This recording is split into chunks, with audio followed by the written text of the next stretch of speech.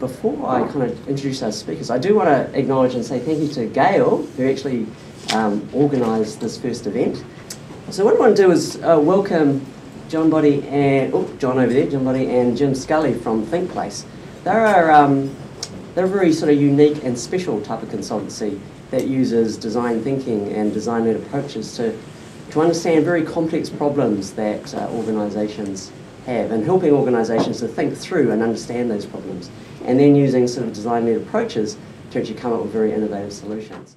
The territory that ThinkPlace works in, I suppose, is in this transformation of complex systems. Usually they're either public sector or they're public related. So we do work in hospitals who aren't in the public sector, but they're part of a big community system.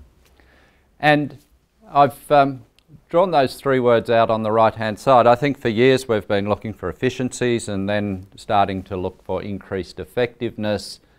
I think what's really happening now, in addition, it's not, and I've deliberately put those and words there, deliberately looking to improve the customer experience. But definitely in our countries, there's growing appetite, growing interest, growing desire. It's not good enough just to have an efficient service and maybe achieve the government's outcome of whatever organisation you're from.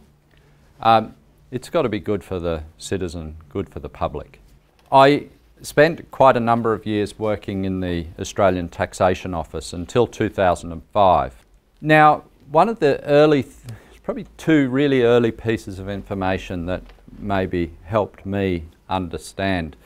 We formed an alliance with an academic from the United States, Professor Richard Buchanan, who at the time was at Carnegie Mellon University. He's now at Case Western University in Cleveland. And we formed quite a close alliance with Richard Buchanan. And he gave me a couple of really interesting insights. One of the first ones he talked about was there are 4 orders of design. So when we all talk design, we use this word. For some of us, if you went out into the community, into Featherston Street and said, what's design? Some of the people in the community are going to say, it's graphic design. It's posters and those sorts of things. So that's the design of the aesthetic, and that's first order design. The skills that were learnt there were then brought to the next order of design, second order design, which is the design of product. So that product sitting on the table there, all of these glasses, these tables, they've all been designed, and they've been designed to come up with function, to come up with form. They consider the material. So, what are we going to make it from? How's the metal going to perform in the legs? All of those sort of questions.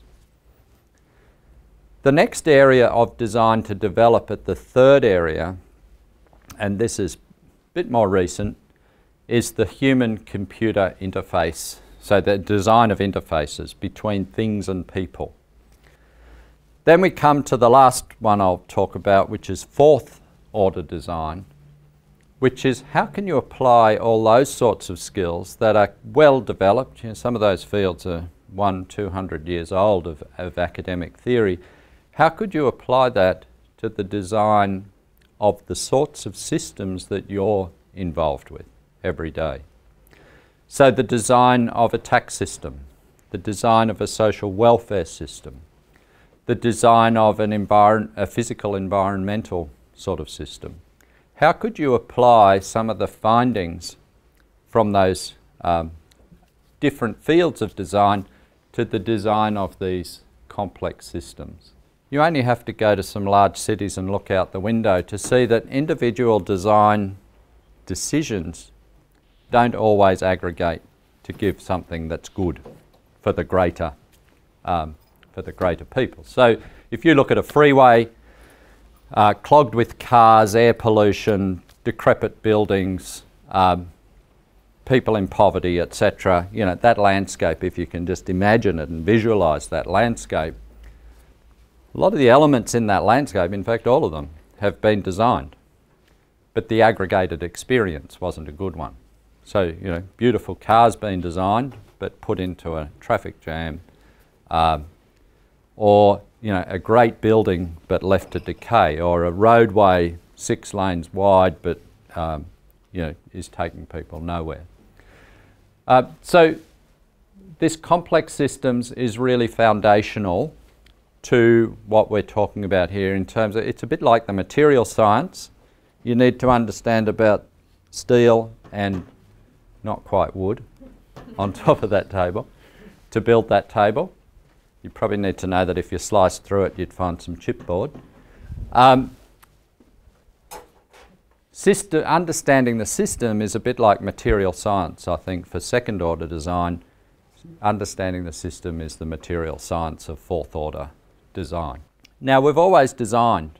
Anyone who's imagined something and then made it has designed it, consciously or unconsciously.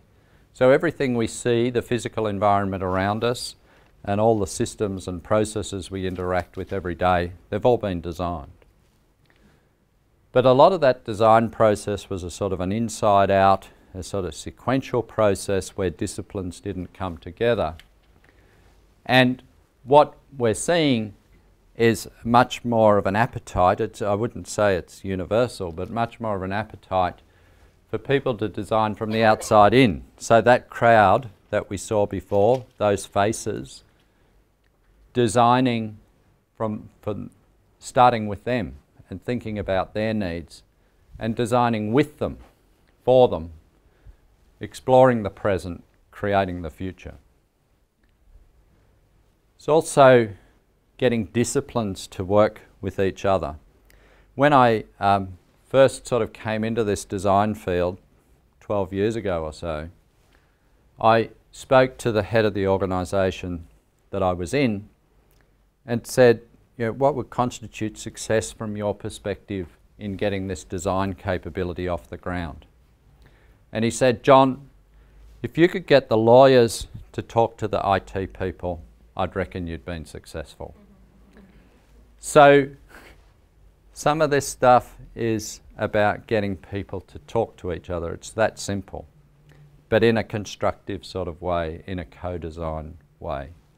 In New Zealand Inland Revenue, they have a project. They had a project group and then added design to it, and Jim used to head that area up in New Zealand Inland Revenue.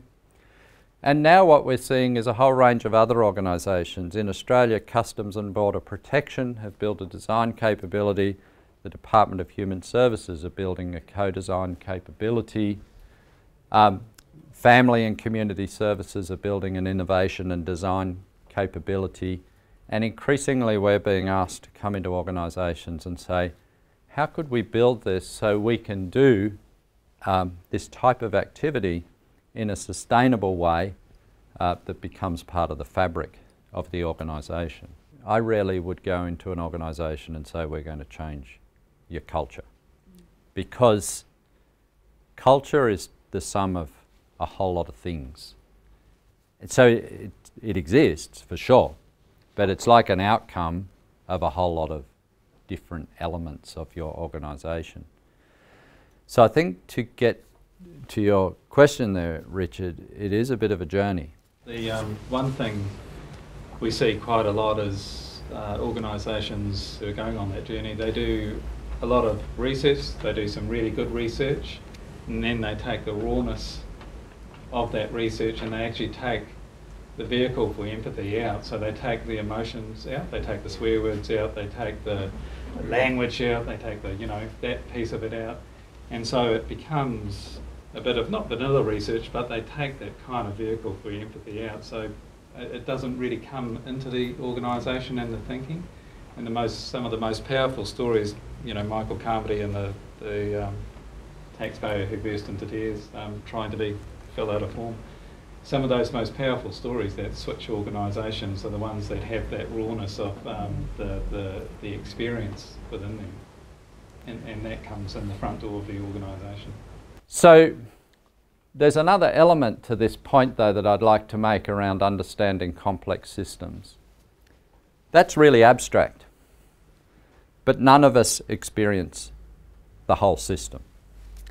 So none of us experience the whole of internal revenues system. None of us experience the whole of the Ministry for Social Development system.